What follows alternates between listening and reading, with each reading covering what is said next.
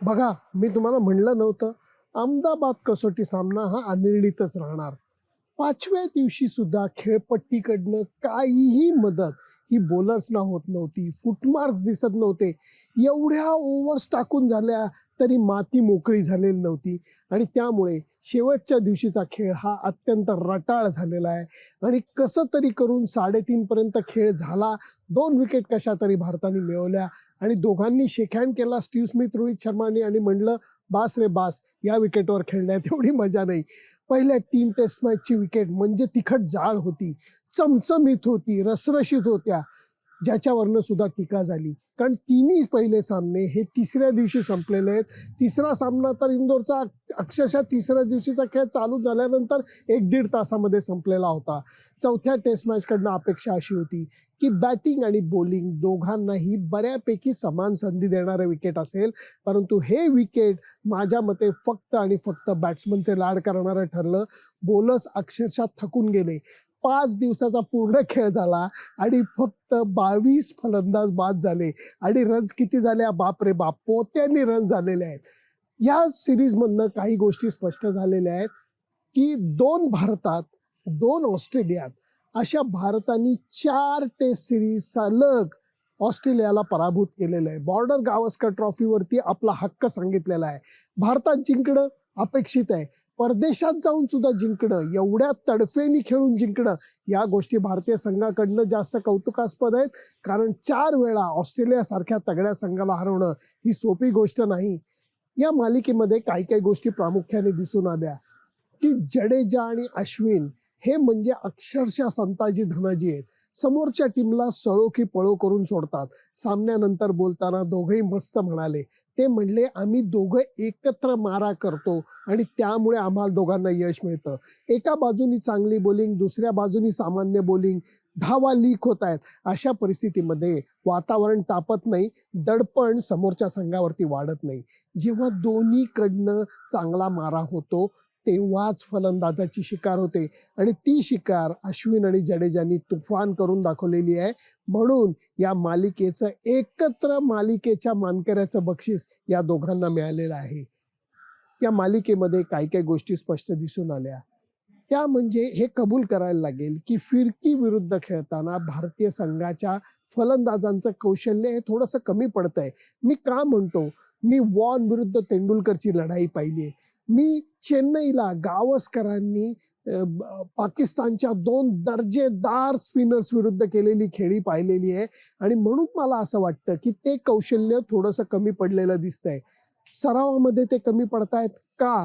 प्रथम दर्जाच्या सामन्यांमध्ये खेळून जे भारतातले सर्वोत्तम स्पिनर आहेत त्यांना तोंड देण्याची जी पूर्वी संधी साधली जायची ते मॉडर्न डे क्रिकेटर साधत नाहीत, म्हणून तो परिणाम होतोय असं माझं मत आहे.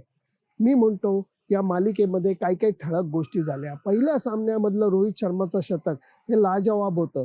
त्या शतकाचा पाया पकडत रोहितने अजून काही मोठ्या खेळ्या करायला पाहिजे होत्या, जे त्याला जमलं नाही. याचं मलाच नाही तर त्याला स्वतःला सुद्धा वाईट वाटलेलं आहे. सातत्य बॅटिंगमध्ये कोणाच्या बॅटमधनं दिसलं तर ते अक्षर पटेलच्या. गुणी खेळाडू आहे, इतक्या साध्या गावातनं आलेला गुजरातच्या, आणि भारतीय संघात येणं इतकं सोपं नाही आहे, खास करून अश्विन जडेजा असताना. बॉलिंग त्याला कमी मिळाली, पण बॅटिंगनी त्यांनी दिलेलं योगदान हे फार महत्त्वाचं होतं. कारण रोहित शर्माने ही गोष्ट पोस्ट मॅच प्रेस कॉन्फरन्समध्ये बोलून दाखवली की दिल्ली कसोटीमध्ये भारतीय संघ अडचणीत सापडलेला असताना अक्षरनी केलेली बॅटिंग त्यांनी ज्या पद्धतीने पहिल्या मॅचमध्येही केली होती, परंतु दुसऱ्या मॅचमध्ये त्यांनी संघाला ज्या पद्धतीने अडचणीतनं बाहेर काढलं ते फार परिणामकारक होतं. भारतीय संघाने एकत्र मिळून कसोटी क्रिकेटच्या मध्ये विजय मिळवण्याची हातोटी मिळवलेली आहे. मी म्हणेन समोर आलेल्या प्रत्येक संघाला भारतीय संघ चांगल्या पद्धतीने तोंड देतो, जिंकण्यासाठी खेळतो. एखादा सामना गमावला तरी ते त्याच्या बाबतीत हारत नाहीत. ह्या काही गोष्टी भारतीय संघाच्या खरोखर वाखाणण्याजोग्या आहेत. मी एवढंच म्हणेन की ही मालिका जिंकली, भारतात जिंकली म्हणून एकदम आनंदाने बेभान ओरडत सुटायचं काहीच गरज नाहीये. कारण टर्निंग ट्रॅकवरती समोरच्या टीमची भंबेरी आपले बॉलर्स हे उडवतच आलेले आहेत. फक्त ऑस्ट्रेलियासारख्या चांगल्या संघाला तो धक्का देणं हे महत्त्वाचं होतं आणि तो धक्का भारतीय संघाने 2-1 मालिका जिंकून दाखवलेला आहे.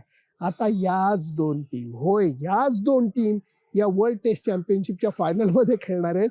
कारण एकीकडे हा सामना रटाळ पद्धतीने चालू असताना ख्राईस्टचर्चमध्ये आई शपथ लज्जतदार टेस्ट मॅच क्रिकेट बघायला मिळत होतं. न्यूझीलंडनी शेवटच्या दिवशी पावसाचा व्यत्यय येऊन सुद्धा धावांचा केलेला पाठलाग हा लाजवाब होता आणि त्याला कारण होता केन विल्यमसन. एकाच जमान्यामध्ये विराट कोहली आहे, स्टीव्ह स्मिथ आहे, जो रूट आहे आणि केन विल्यमसन आहेत. हे 4 दर्जेदार बॅट्समन आपल्याला एकत्र बघायला मिळाले. त्यांचं बॅटिंगचं वेगळेपण बघायला मिळालं. शैली प्रत्येकाची वेगळी आहे, परंतु काय परिणाम या चौघांनी आपापल्या संघासाठी दाखवून दिलेला आहे.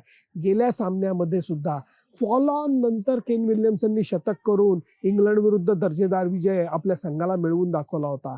आणि आजच्या त्याच्या खेळीचं तर वर्णन करावं तेवढं कमी आहे.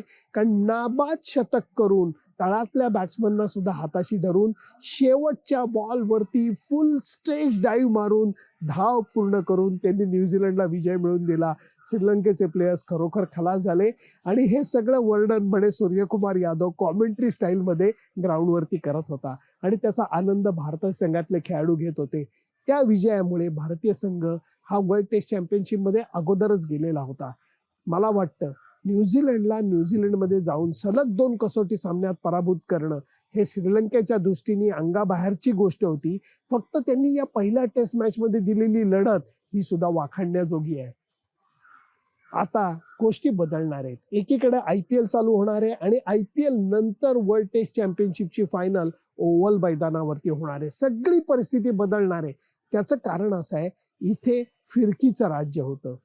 जूनच्या पहिल्या आठवड्याच्या अखेरीला तो वर्ल्ड टेस्ट चॅम्पियनशिपचा अंतिम सामना होणार असल्याने इंग्लंडच्या उन्हाळ्याची ती सुरुवात मानली जाते. क्रिकेट जस्ट चालू झालेलं असतं आणि त्याच्यामधली ही पहिली इंटरनॅशनल मॅच होणार आहे. त्यामुळे विकेट हे ताजं असणार, गवत हे ओव्हलचं फ्रेश असणार आणि त्याचा परिणाम असा होणार की फास्ट बॉलरचं राज्य होणार आहे. त्यामुळे इकडचा सामना वेगळा होणार आहे आणि जो 7 जूनला सामना होईल तो सुद्धा संपूर्णपणे वेगळा होणार आहे.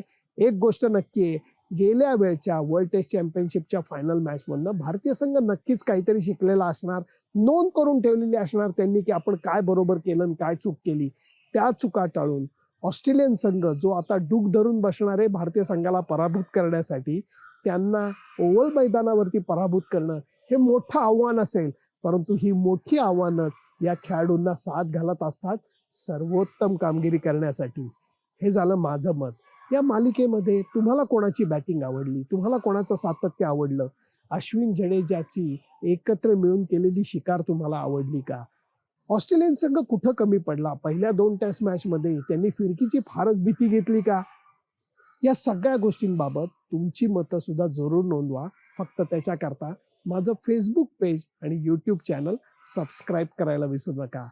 तेव्हा आता निरोप घेतो. भेटूयात परत IPLच्या रिपोर्टिंगसह. Bye bye.